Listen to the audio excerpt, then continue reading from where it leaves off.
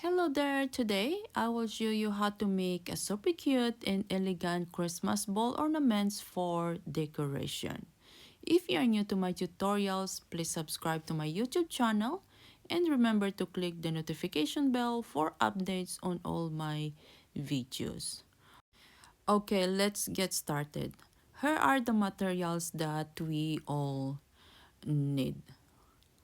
All we need here is a little bulky yarn or size 6, a ball ornament size 8 cm, some embellishments like twines, bells, hook size H or 5 mm, a scissor, needle, and a glue gun. So now if you are ready, let's get started. First, make a slip knot, then chain 12. 1, 2, 3, 4, 5, 6, 7, 8, 9, 10, 11, and 12. Then, measure your ball before you proceed.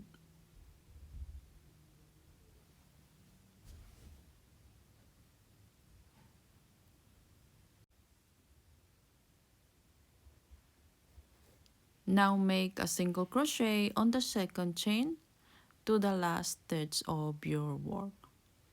Now I have 2, 3, 4, 5, 6, 7, 8, 9, 10, and 11. Now we are done for the first row. For the second row, make a chain of 1, turn your work, and we are working on the back loop only. For row 2, start with a single crochet back loop only, then repeat this pattern until you get to 17 rows.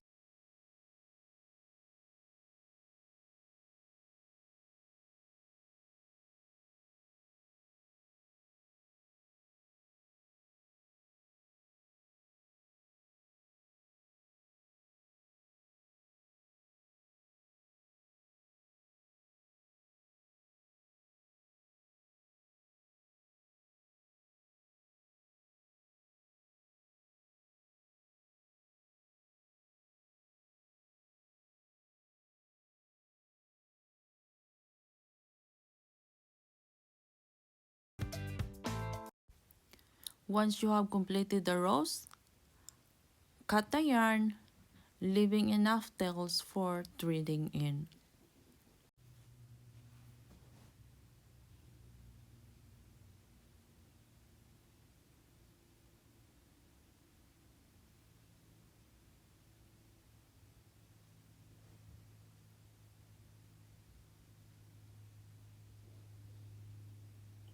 Then followed by one side of the edges.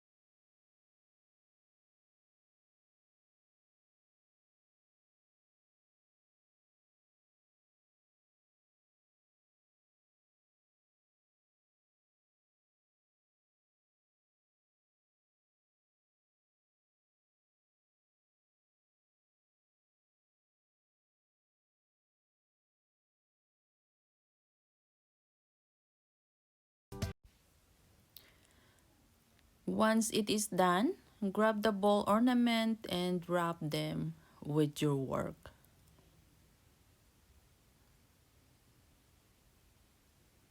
Then make sure that the hanging part is right in the center before completely closing your work.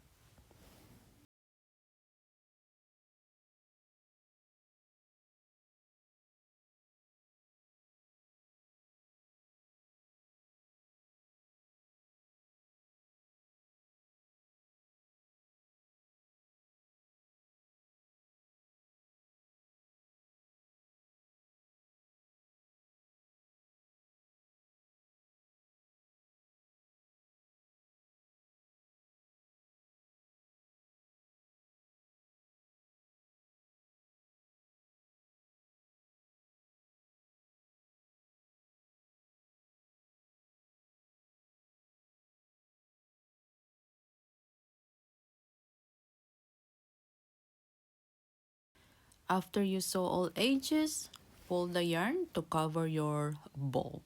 Be careful if you are using glass or plastic materials, as sometimes it breaks if you put too much pressure on it, or it will dent if it's plastic. Then tie before you secure all the loops.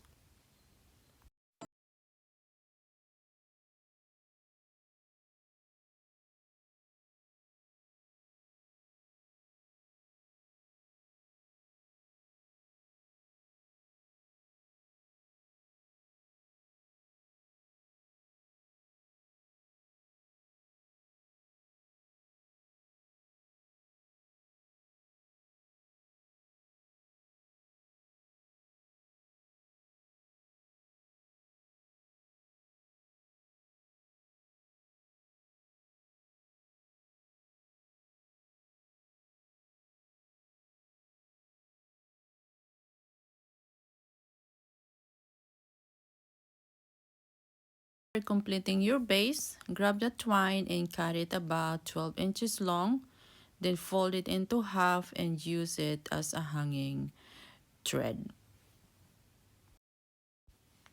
Then start putting your embellishment next to your hanging thread and arrange it according to your choice.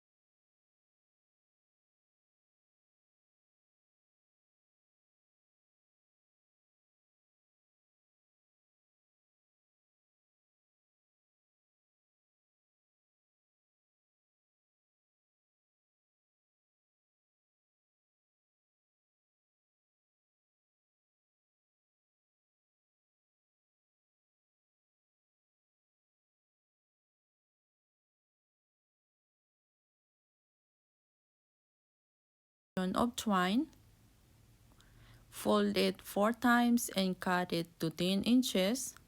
Tie it to form a bow or a ribbon and glue it below your embellishment.